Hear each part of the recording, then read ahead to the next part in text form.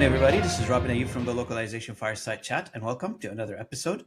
Today, I'm recording episode 154, believe it or not. 2.5 years ago, I started this channel with small budget, like no budget at all, just me, and big dreams of trying to get somewhere, connecting people, and creating conversations in our space. And today, episode 154, time flies. We were just talking about it earlier before we pressed record with Andrea. I wanna welcome my guest of honor today. I have the distinct pleasure and honor to have with me Andrea Carter. And Andrea I can't wait to get to know you. I'll let you introduce yourself in a second. But most companies think of belonging, and we're going to be talking a lot about belonging during the next conversation, as a soft attribute, if you will. But Andrea, you figured out a way to prove that this is a measurable and engineerable. You can engineer it and directly tied to performance. I can't wait to dive right into that for now. But first of all, welcome to the conversation. Welcome to the channel, Andrea. Good to see you. Thank you so much, Robin, for having me. I'm excited to be here for so many reasons. I can't wait to kind of dive into the localization element because in a lot of ways, localization professionals are fighting the same battle as belonging. And when we look at this industry as a whole, you know something that the rest of the business world has forgotten. And that is that there is an inconvenience that comes with belonging, but that inconvenience is not the same as connection. So localization professionals understand this. So thank you for having me. I'm super excited to be here. I'm Andrea Carter. Actually, I go by Andrea D Carter because there are a lot of Andrea Carters in the world. And my background is actually in industrial and organizational psychology, as well as neuroscience. And so really it was about 10 years ago that I did my first real dive into the research of our equity, diversity, and inclusion. And what we found in our research was that we were going to polarize the world. And so here we are. And not that it didn't need to happen. We absolutely needed to learn and grow. And if you look at, the historical element of how things change, friction is needed in order for change and innovation to occur. And so 10 years ago, we did that initial study. 5 years ago was when we did our initial studies on belonging. And we came through the neuroscience lens to first start looking at what is belonging anyways? Can you measure it? Because everyone seems to think that it is this soft skill, and we talk about it as a feeling. And I now talk about it as belonging is the science behind the feeling. If you know the 5 indicators and you can measure for it and you can actually build skills and behaviors around it. Yeah. So I really love that, because every company I've talked to, every individual I've spoken to, every executive, they struggle with this belonging thing because not necessarily for anything else, but even if you take a scan across every company in the world and you ask the question, what is your turnover rate? And every company has a turnover rate. Nobody, especially as the bigger the company is, the more intense the turnover rate becomes. And on every aspect, employees, clients, partners, suppliers. And what is the utopia, I guess, for businesses is for things to stay, designed in a specific way, put it on a conveyor belt, put your processes on a conveyor belt, and those conveyor belts continue to produce, right? But as soon as we introduce any changes, like changes in staff, changes in customers, changes in your suppliers, you're introducing a paradigm of change to the entire ecosystem of the entire company. So I'm assuming, when we'll dive into it in a second here, when we talk about belonging, we're talking about it from 3-4 different dimensions that impact businesses A. And ultimately, when you put a emphasis on belonging, you're improving the bottom line, I'm assuming, at some point. Yes. And so there is a direct correlation between your belonging metrics, your culture, and then your bottom line. So we've been able to look at it through the lens of performance. We've been able to look at it the lens through attrition. We've been able to look at it the lens even through localization. So let me give you an example of that. Early on in my research, I was working so I did all of my research in the mining industry on purpose. And so I worked with 13. So you went to deep in dark places. I went deep in dark places. Absolutely. And if you think about the mining industry in Canada, it's so, it's one of our most needed industries. And the other piece to it is that there's so many dimensions to it that I wanted to see, how does this work? Will this work? And so, to bring us back to, the story that I wanted to share was really looking at when I first started. And there was this one of the 13, after I had done the initial research, said, come on in. We're launching this radical candor, culture work across our entire company. And, this was their operations are based in Ontario, in Canada. Their main mines are in South Africa and I want to say Australia. I think those are the two countries. And so they launched this radical candor. And radical candor, if you are unfamiliar with that, it was Kim Scott, and her research and her work had come out about honest feedback, about how you actually speak with people so that feedback is landing. So, they wanted to measure how well that they were doing. And, what was fascinating was that it actually tanked. And the reason it tanked was because those two countries, so if we look at South America and Australia, their attrition in South America actually within 3 months saw this massive spike. And it was because in those cultures, public critique, direct feedback in the way that Kim Scott had initially rolled out her book, actually, even if it is constructive in nature, it actually violated core norms about respect, about trust, about how people are allowed to contribute. And so while Canadian leaders, here they were thinking, oh man, we're doing these great things, right?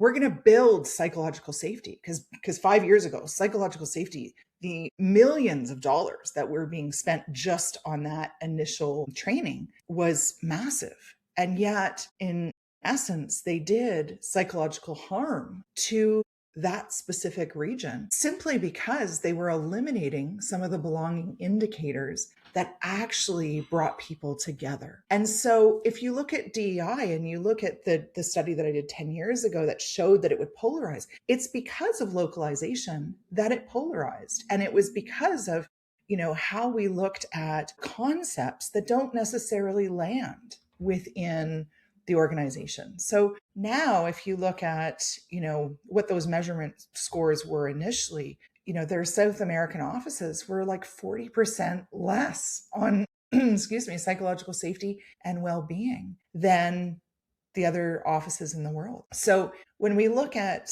belonging versus fitting in cultures, we've been socialized to adapt to culture fit, right? We hear about that all the time. And so, but culture fit is very one-sided. It's very much like it is 100% on you, Robin. If you do not act, say, do, perform, dress, all of these other things, then sorry, Robin, you don't make the cut. I don't. You're not allowed. You don't fit. You can't contribute. We're going to make it harder for you to do your best. And so we started looking at all of these things, like what is it that actually unpacks belonging rather than fitting in? Because that was essentially where we started. We already knew fitting in was on the other end of the spectrum of belonging. And so it was like, okay, what does this even mean? And it was incredible and has been incredible the past 5 years to really look at how these indicators can be measured and then how they shrink the gap. And, we're kind of sitting at a 24% gap reduction on belonging, 18% average increase in retention. So we're seeing really positive results within 2 years of just looking at belonging through a scientific and measurable lens. So when you say, for instance, and I'm just scanning through some of the stuff that you've published, belonging is not emotional, it is structural. But what does it mean really for an organization? How does that transfer to an organization that's operating, let's say, as you mentioned earlier, multinational? You mentioned the impact of what we think in Canada and the United States versus what somebody might think in South Africa, South America, New Zealand, Australia. Various places have various things to worry about, nuances, tradition, heritage, a bunch of things. How do we correlate all this together from being an emotion to a structure? Well, and that was essentially what the research was about, because initially when we looked at all of the other research studies, where we started with was that everybody could talk about belonging as a human need. So in a lot of the preparations, we looked at how the language of hunger and thirst were as important for our survival as belonging. And yet, if you actually look at how we measured belonging, there was no real metric to do so. And so that was essentially where we started. And there's 5 indicators for belonging. So they are comfort, connection, contribution, psychological safety, and well-being. So psychological safety, it wasn't wrong for people to do all of that training. It's that it's 1/5 of what we actually need in order for people to operate at their best, and also to be able to operate through friction. And if we look at the amount of conflict and friction we now have, imagine it is like people are standing in an ocean. And originally, let's say, a year or 2 years ago, it was like a wave would hit you and you're standing in the ocean and it's kind of up to your chin. And the wave would come in and you go, okay, I'm all right. I'm fine. I'm breathe. My feet are still touching the ground. Well, now it's like tidal waves and they're just constantly crashing on us. And so the problem with that is that when we don't have belonging, we actually don't have the ability to move through friction. So let me explain this through the 5 indicators. So the first indicator of belonging is comfort. And comfort is about having clarity. Comfort is about predictability. Comfort is about knowing what your success factors are. Comfort is about seeing these different cultures around the world, being seen, and then also having the awareness that they may actually experience things differently. So ensuring that clarity, those success factors, that predictability exists across both elements. And that actually takes your brain out of panic mode. Like you're almost in a panic mode. And so what it does is it allows your brain to be calm. It allows the system to be calm when friction is occurring. And it gives us the ease to actually work through when all of these conflicts are happening. So that's the first indicator. The second indicator is connection. And connection is what bonds us. We need connection in order for us to say, I actually trust you. And this is about being known. This is about being understood. This is about relationships that are built on trust, that have mutual accountability. That means instead of that 100% of everything being on you, Robin, for you to fit in, it means that you have 50% and I have 50%. It means that we both have to show up for each other. We both have to give and we both also have to receive. It means that we're taking connection beyond transactional. If you look at what AI is doing for us, it's actually stripping away. And don't get me wrong, I love AI. I love technology.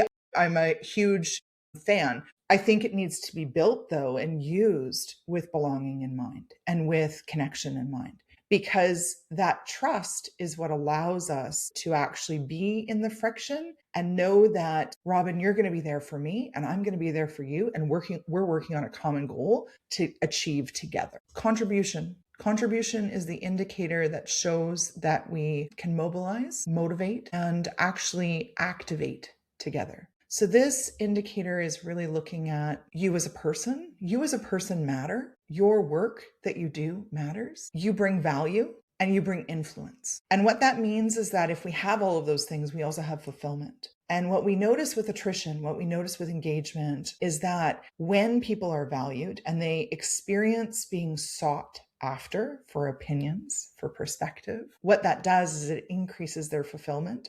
And it means that they're going to stay in the game. They're not going to opt out. And we're seeing a lot of opting out right now. Okay. So the contribution indicator allows us to move through conflict and friction. Then psychological safety, it protects. And so that means that it keeps people willing to actually speak, try, admit, challenge, all of those things that when we don't have psychological safety, we're going to opt out because there's so much fear of social punishment that the psychological safety indicator is actually what protects us while we're going through that conflict and that change. And then well-being is actually what renews. And well-being is a really interesting indicator because there's been a lot of talk about resilience. How many organizations have been like, oh, burnout is on the rise. Give them an app, give them a meditation, give them a book, right? And what's interesting about that is that well-being is doing the same thing that fitting in does. It's basically saying, if you can't bounce back, it's all your fault. That's right. But the data shows And we know this from Hurricane Katrina. We know this from COVID. We know this from many different natural catastrophes or disasters, that when people have social networks and those networks show up, one's well-being bounces back between 40 and 60 times faster. Now think about that. So if you are being told, well, shoot, you're burning out, it's all your fault, you don't know how to handle this, like, that's right. Right? Then, and nobody's showing up for you. Everyone's like, oh, sorry about your burnout. Sorry that you have depression. Sorry that you're anxious. Oh, you poor You're not thing. going enough to the gym, man. What's wrong with you? Right? Like, yeah. Do a couple more laps. That's right. That's right. Get out there on the ski hills. What's wrong with you? Right? So when we're looking at well-being and we're not actually looking at consideration and we're not considering people's needs and we're not showing up for them, there's no compassion. These are the things that we need in order to strengthen resilience and strengthen that basic ability to bounce back and stay engaged through all of these tidal waves. And what we know is that the tidal waves are not getting simpler, right? Like if you look at globalization right now and you look at our world economy and you look at our world politics, the volatility, I remember 10 years ago talking about VUCA. When we talk about it today and we look at what's happening in people's brains, no wonder there's burnout. No wonder there's people who are just like, yeah, I'm going to show up, I'm going to do my job. I'm not going to do anything more than that. And that is something that I hear of more and more, simply because people are, they're going into the office, but if there's not belonging structure there to support them, and there's not belonging structure across regions, so that it's not just one office that's having all of the meetings at X time in the morning and we all have to follow that one office. But that harms, that does harm. And so those are the indicators that we really started looking at to bring people together and measure. And so now we can actually measure those. How do you measure them, Andrea? So we actually have surveys that we have validated indicators in each of those. So comfort, connection, contribution, psychological safety, and well-being. There's 5 questions per indicator that are used. And then we also have engagement as well as leadership feedback in the same survey. And what's different about the way that we analyze is that most surveys, what they do is they do an average, they do a mean, but it's the means or the averages that actually hide what's really going on. And so it actually silences a lot of the outlier information that you need in order for you to understand what's really going on. And so we adapted its multiplicative analysis. And what it does is it actually looks at factoring in what's mediating this information. What's actually changing? Is it just the fact that it's, the South African or South American office? Is it that it is the level of leadership? Is it that it's tenure? Is it that it is looking at specific cultural background? Is it looking at gender? Everyone with DEI, everyone just assumed that if we just measure, basic gender factors, or if we just measured basic ethnicity factors, we would find everything. But the reality is that those intersections of identity actually impact how much belonging people have or how much fitting in people have. And so you actually have to mediate them to understand what they actually do, so that you can get an understanding of what the mean is and then what the outliers are. And we measure the gap between that. So we do have a bit of a different way of looking at our survey analysis so that we're actually getting data that allows us to hone in on which of these indicators is really the problem that we need to start with. And that allows us to make some changes and understand it through that lens of localization as well. I got to jump to another segment, which you mentioned earlier a little bit, and maybe dive a little bit into that. So why do most corporate DI programs, for instance, let's talk a little bit about DI because you mentioned it earlier, they seem to fail to move the needle, I guess, if I can say that, based on, the statistics that it's out there, people have access to it. I'm not saying anything negative or positive about DI. I'm just trying to understand why the programs are not really moving the bar a little bit on every aspect. Well, there's there's a few contributing factors. And what I will say is that DEI wasn't bad. DEI became polarized because what it actually did, and it's interesting because recently I was looking at the history of this, of polarization. And if we go back and we look at, things like the Industrial Revolution or labor innovation, or we look at civil rights movements, if we look at, now we're in the digital technology innovation, all of these from a social psychology perspective, all of these have cognitive conflict, increasing our ability to process what's happening. And the way that we work as human beings is we look at how we've been socialized, and then we generalize our experience based on how relative that is to us.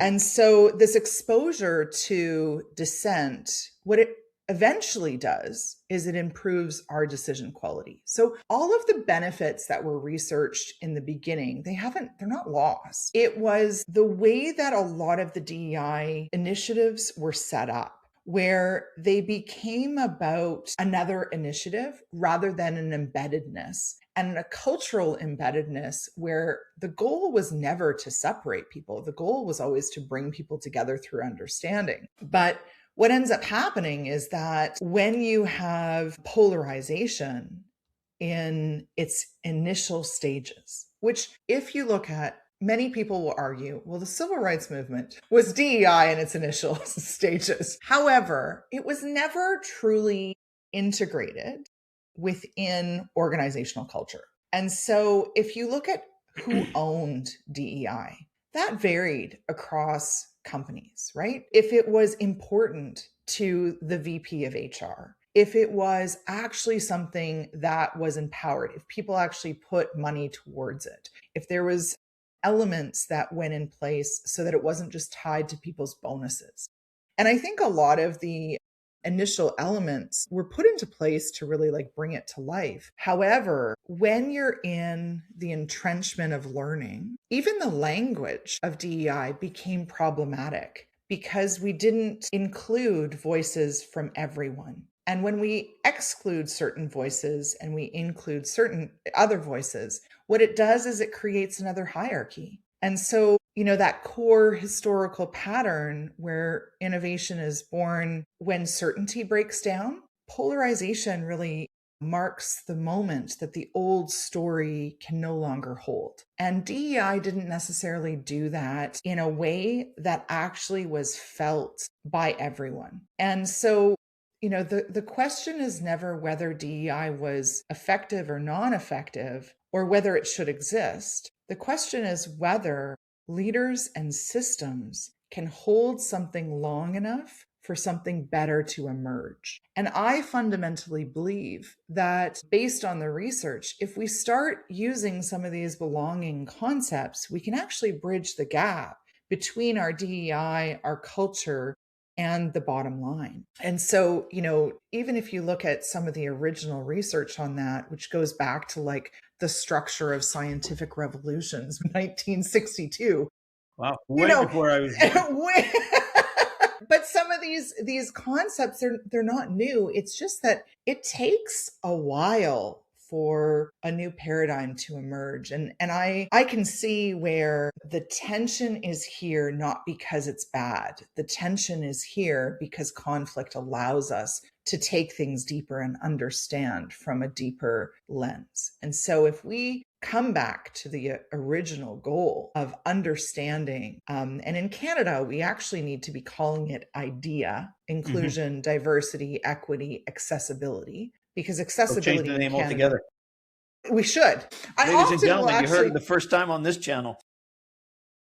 Well, I advocate for that because if you look at how much our technology has changed and how much accessibility could actually be impacted by hiring people who have accessibility needs, you could actually be filling a gap that actually is a win for the accessibility person, the organization, and then also the country as a whole. And so when you look at those elements, the name change is actually something that could very much support the ability for people to move through things. And I think that there's a negative connotation right now with DEI based on what's happening in the US as well.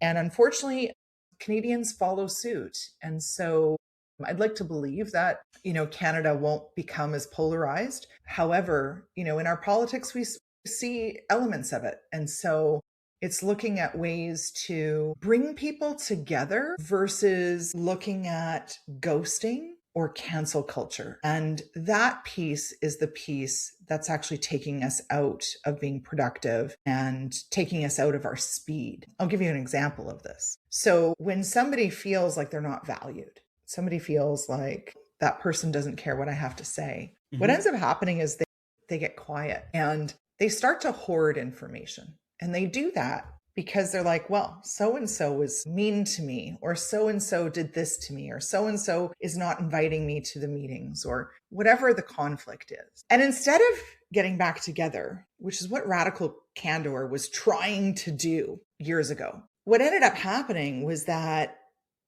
critique, that feedback was actually what people stopped being able to listen to. And so instead of going back and repairing, I'm sorry, I left you out of the meeting, or, this or that happened. When fitting in is the model, resentment and there's actually studies that show this. Resentment is what starts. Loneliness is what comes next. And if it continues, it can actually lead to either aggression or even acts of violence. So at what point do they disconnect, Andrea? Well, typically they'll disconnect after 3 actions.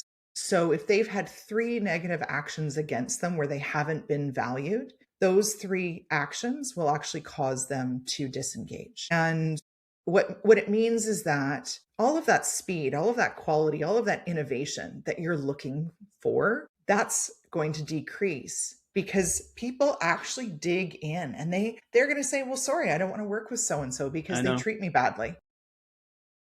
I don't want to work with so-and-so because they disrespect me. So, which is actually my next topic. You've worked with a lot of leaders on this topic and you've done a lot of research. So in your opinion, those leaders that they exhibit, let's say, high degree of belonging, if you will, or high degree of effort to exercise belonging, what is it that they do differently day to day, in your opinion? Like what do they do different than the others?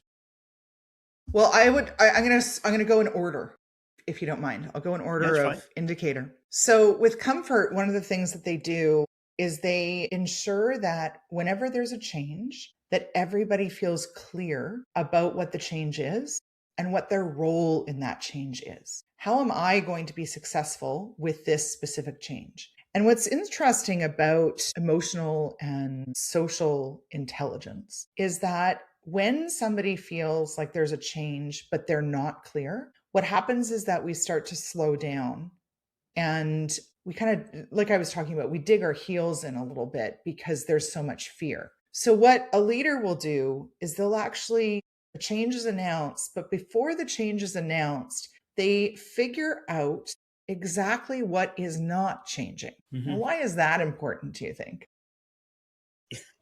And what it does in being able to say, listen, I may not know all of the details of this change right now today, but these are the things that I do know that are not changing that you can rely on. And a leader doing that in the face of big change, it creates an anchor. Yeah. And that actually allows people on teams, and they can, and I've seen this across massive teams, not just, teams of 5 to 10.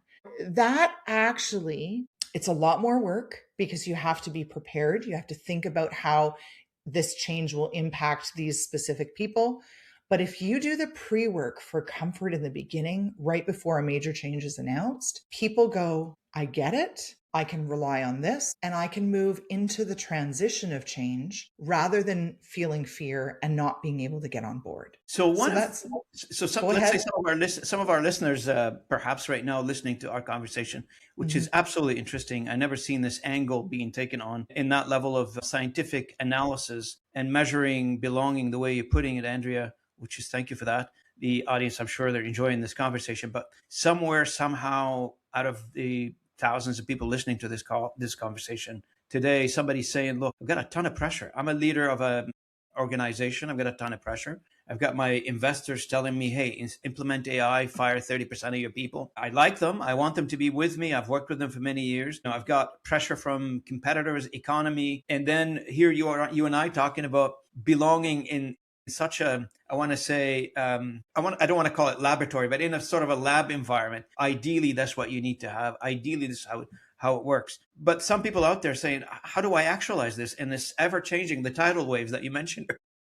earlier? Mm-hmm. These tidal waves are not stopping. You're absolutely correct, Andrea. Yeah. So that's such a great question, Robin, because I do feel like it's one of those things that people say, well, it's unrealistic for me. And then they'll give you all of the reasons why it's unrealistic There you for go. them. But what we have to remember is belonging is not 100%. So you and me, right? We are in this together. So what does that require? Well, what's fascinating about belonging is that if you're applying that concept of 50-50, it means that I actually have to do my own regulation. As a leader, the minute you walk into a room, you either regulate or dysregulate a room. That is always the case. And if you are not doing your own work on creating your own comfort, your own connection, your own contribution, psychological safety, well-being. Now, those indicators, those behaviors are different from what we've just talked about here. However, if you're not doing your own work, you are the leader who will consistently dysregulate and you will consistently struggle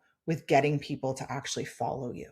So if you are experiencing extreme pushback right now, that also has a lot to do with how you're either listening to the feedback and what you're doing with it and what you're actually owning for your own 50%. So what I mean by that is, there's been a lot. There's probably going to be a lot more of big layoffs coming.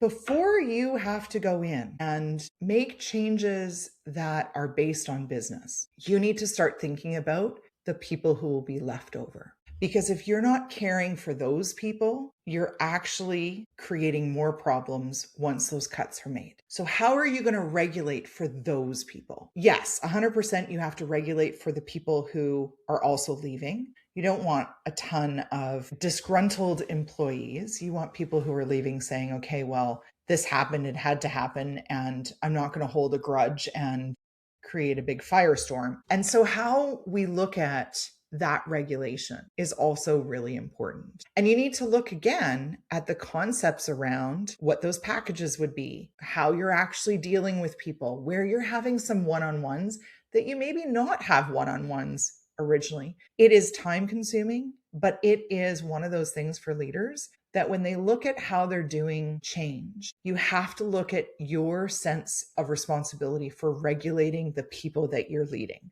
Because otherwise, there will be nobody to follow you. We both. I don't know. You live in Toronto, right, Andrea? Do you live I in do, Toronto? yes. Yeah, I live Yes. in Toronto too. So we're familiar with the scene around here a little bit on the business side. So Mm-hmm. every once in a while you hear layoffs from large companies in the area, and global companies are laying off people. That's not strictly Canadian Yep, thing. And absolutely. but what tend to happen in that when that happened, like when that exercise, the dreadful exercise, takes place, is you Mm-hmm. end up with the categorization, if you will, of your employees by performance, ABCs. So you just probably the C's goes and the B's probably, it depends on how many rounds of layoff B's, and then you're left with is the A. It sounds like a vicious cycle because you compressing all this the high performers, and the high performers now are getting really flat out, basically working days and nights just to keep up with the people that the task that the other guys they used to do left, and now it's up to them to do it. And then they become a C player. Then the next round, it's Well, non-ending cycle, right? yeah. So what's cool about this, and I'm so glad that you brought this up, Robin, because it's such a fascinating concept. So let's look at sports teams. So originally, 20 years ago, that's actually where I started, is in mindset and performance coaching. And so I worked within the CFL. I worked with some really great teams back then. My in was through my husband, who was a CFL player as well. And here's the thing about teams, and we're about to go into NFL playoffs. So those of you who are football enthusiasts, as am I am sure. will understand this. When we look at A players and you look at companies that are killing it, but then have to go through changes due to environment, we'll call it, and they have to go through a series of layoffs. you keeping only A players is not actually what's going to allow your team to survive or allow your team to even succeed together. Because A, B, and C players all have different values and they all show up in different ways. And so when you look at teams that are thriving, the teams that keep their A players, look at Kansas City. They didn't even make playoffs this year. Okay. So when we look at this, when we look at those team dynamics, what you want to look for is cohesion. If you actually look at cohesion ahead of top performers, you're actually going to create a more balanced portfolio of employees as you go through those changes. And what it does is it allows your top performers to not have everything thrown on them. It allows the support people who actually are amazing employees, but they're not always a 10, right? Maybe they don't have the capability to do everything at, 110%, but they are consistent. They're an 80 across the board, or they're a 75 across the board. Those are the players that always inspire and hold the constitution or the structure, the framework of what teamwork and what belonging really does. So what you're saying is when you go through the exercise as leaders, it's more than just sorting these names in a spreadsheet by whatever order, salaries or however you want to do it,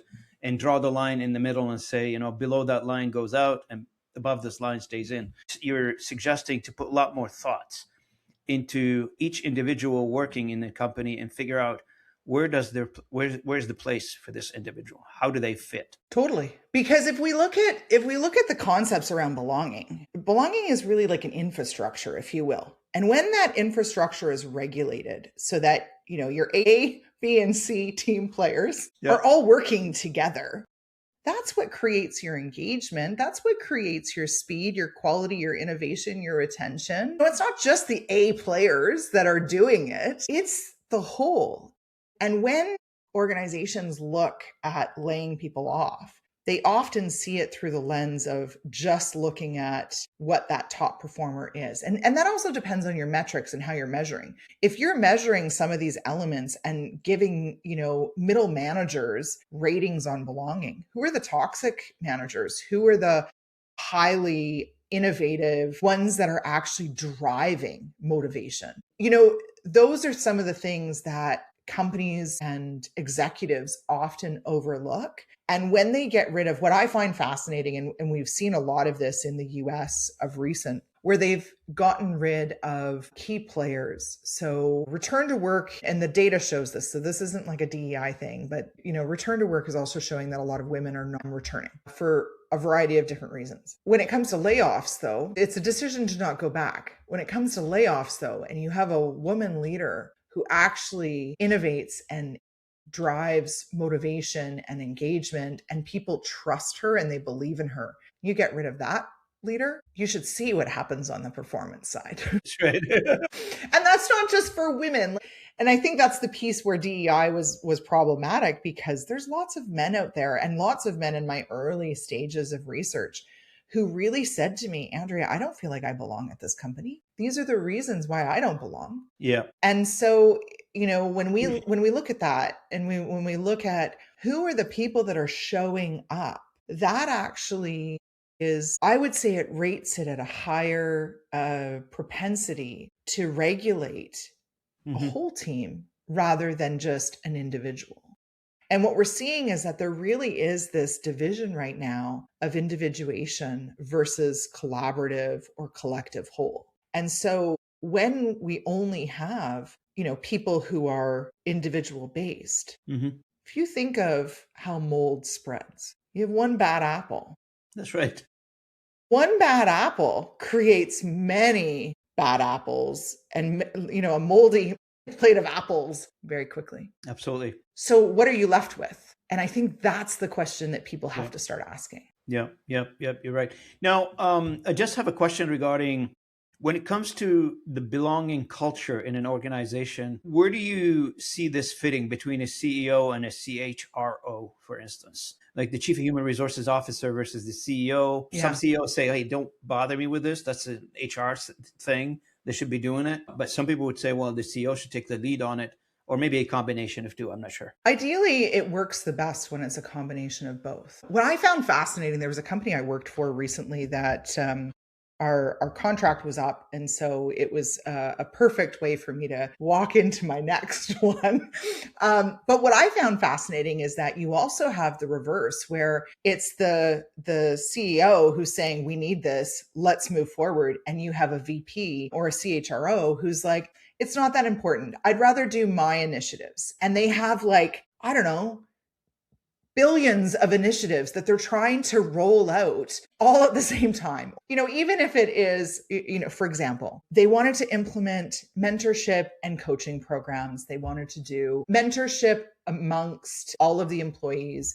They did it in a way that they thought would be helpful, where it was cross-regional. But because they were rolling out all of these other initiatives while downsizing, while going through massive leadership changes, how many of those employees do you think were optimizing coaching and mentorship? I don't think many. Yeah, it was literally a waste of money because they weren't actually looking at what their employees really needed. And so they were rolling out that initiative. They were rolling out, more pressure on ERGs to do more of the culture work. So when you put all of the work onto the employees to change the culture, that won't actually improve. And that's where I would say a lot of the DEI got lost as well. Mm-hmm. When we talk about culture work and we talk about who owns culture, I would say that it's the CEO that actually owns culture, because that culture trickles downward. If it's not modeled, it's actually not upheld. And I think for a lot of people, when you look at belonging, they're using that word right now without actually understanding what it is. Oh, many people don't know what that means, because I'm so excited about this conversation, because I've heard about belonging for all my life. And all I thought about belonging is you come from a certain country, you belong to the country. Yeah. I did not know more than that. Yeah.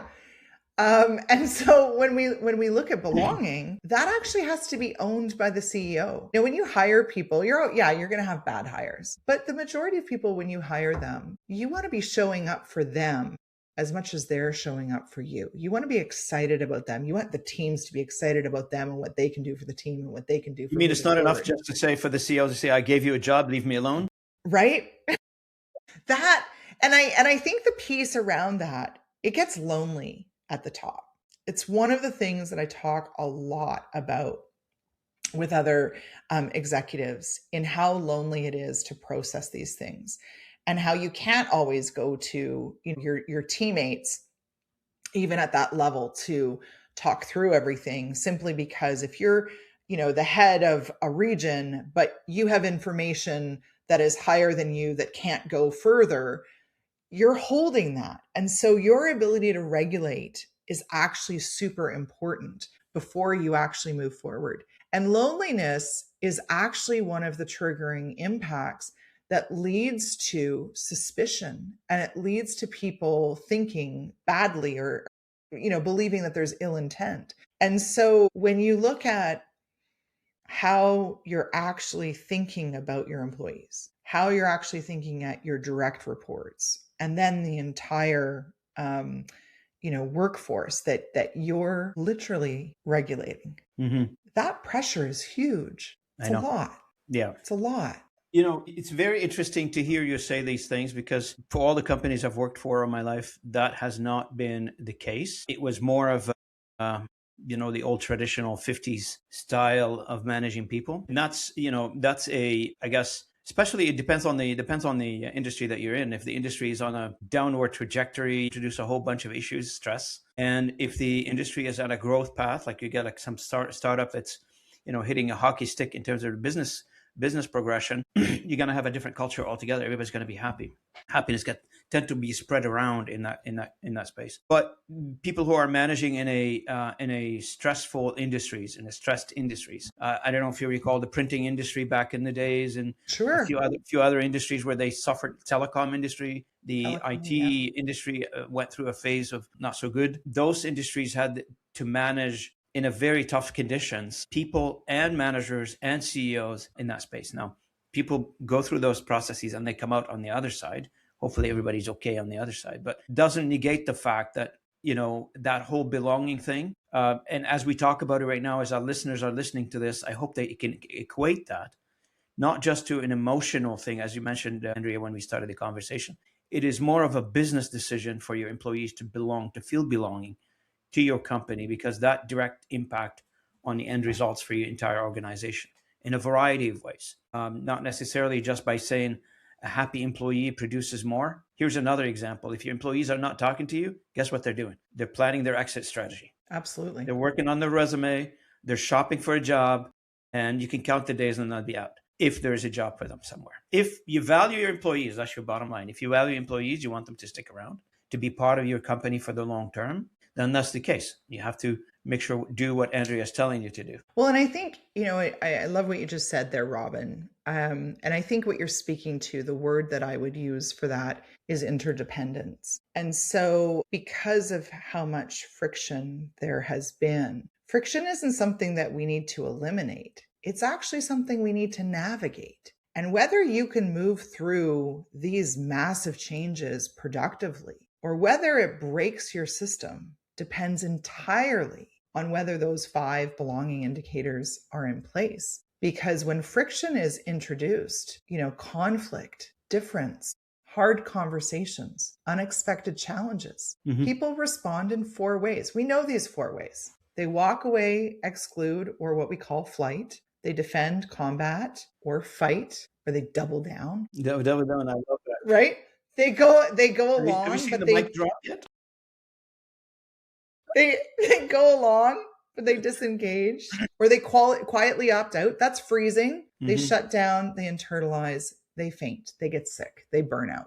So, it's not that I'm shedding any sort of rocket science on this. What I'm providing you is really 5 indicators to help you move through that friction, because you think of it like this: comfort creates ease to friction. Connection builds trust through friction. Contribution moves you through friction. Psychological safety protects you through friction. And well-being is what renews you through friction. So interdependence is necessary. And I would say start with the 5 basic things that are super inconvenient. Coordinate time, navigate difference, make costly commitments where you're overriding your personal convenience and you're actually showing up for others. Work really hard on conflict repair. And you have to need others and be needed, which means you can't control everything on your own. And all of that is inconvenient. But all of that inconvenience is what builds the brain and nervous structure or nervous system for the infrastructure of belonging. Yeah. You know what, Andrea, for the sake of time, there were so many topics I wanted to cover with you, but I wasn't able to. I was really interested. Maybe you can send me some more information. We'll include them in the final post. What was your opinion on belonging culture in a distributed environment, in a remote working environment? How does, working from an office create certain atmosphere, but working from remotely behind a screen create a different environment altogether? And the second thing is, in Canada, currently, there's about 700,000 gig workers. They don't belong to anybody in terms of being a part of a physical part of a company. They work independently. They go in and out of companies. So I'm assuming there was also a category of the working population that we probably could have talked about, but unfortunately, for the sake of time, we weren't able to address. I hope that you can come back to the channel and maybe we'll have a more exploratory conversation on this one too, by the way. Yeah, I'd love to. And absolutely. For the audience, I just want to thank Andrea. Andrea, any last comments, any last thoughts before we close?